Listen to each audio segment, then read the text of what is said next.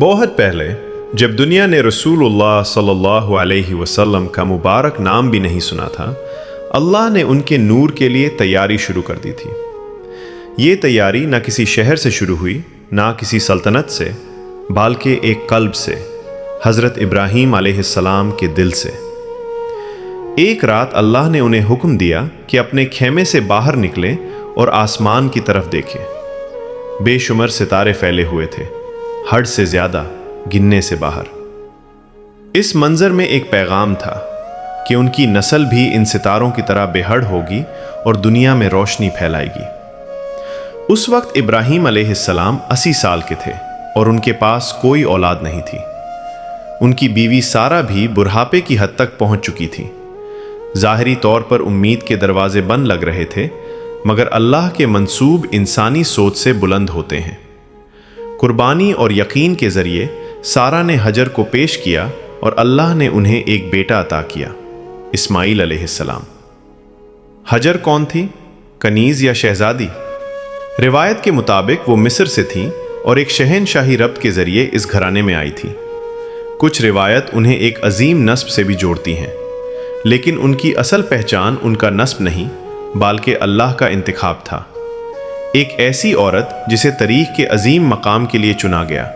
پھر ایک عظیم امتحان آیا۔ ابراہیم علیہ السلام کو حکم ملا کہ حجر اور اپنے ششو بیٹے اسماعیل کو ایک سنسان بے آب و گیا وادی میں چھوڑ دیں، جہاں نہ پانی تھا نہ زندگی، صرف خاموش پہاڑ۔ انہوں نے تھوڑا سا سامان رکھا، کچھ کھجوریں اور پانی، اور واپس چل دیے۔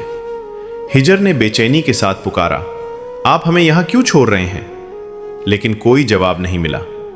پھر انہوں نے پوچھا، کیا یہ اللہ کا حکم ہے؟ ابراہیم علیہ السلام نے کہا، ہاں۔ بس اس ایک لفظ نے سب کچھ بدل دیا۔ حجر کا دل جو بے چین تھا اب یقین سے بھر گیا۔ یہ تنہائی نہیں تھی، یہ اللہ کی مرضی تھی۔ انہوں نے اپنے آپ کو اللہ کے حوالے کر دیا، پورے توکل کے ساتھ۔ جب پانی ختم ہوا اور اسماعیل علیہ السلام کی پیاس بڑھنے لگی، ماں کے لیے وہ لمحہ انتہائی سخت تھا۔ بچے کی پکار وادی میں گونج رہی تھی، مگر حجر نے ہمت نہیں ہاری۔ وہ صفا اور مروہ کے درمیان دوڑی، ایک مرتبہ، پھر دوبارہ، کل 7 مرتبہ۔ ہر قدم ان کی کوشش کا اظہار تھا اور ہر لمحہ اللہ پر ان کے بھروسے کی مثال۔ پھر اللہ کا معجزہ ظاہر ہوا۔ اسماعیل علیہ السلام کے پاؤں کے پاس سے زمین پھٹ گئی اور پانی پھوٹ نکلا، زمزم، صاف، پاک اور زندگی دینے والا پانی، جو نہ صرف اس لمحے کا جواب تھا بلکہ آنے والی نسلوں کے لیے رحمت بن گیا۔ پرندوں نے اس جگہ کی طرف اشارہ کیا اور قبیلہ جرہم وہاں پہنچ گیا۔ انہوں نے دیکھا کہ جہاں کبھی کچھ نہیں تھا وہاں پانی ہے اور ایک عورت اپنے بچے کے ساتھ۔ انہوں نے حجر سے اجازت مانگی کہ وہ یہاں بس سکیں۔ حجر نے اجازت دی، مگر ایک شرط کے ساتھ، زمزم ان کے اختیار میں رہے گا۔ اس سنسان وادی سے زندگی پھر ابھری۔ اسماعیل علیہ السلام یہیں پر پرورش پائے اور یہ جگہ دھیرے دھیرے آباد ہونے لگی۔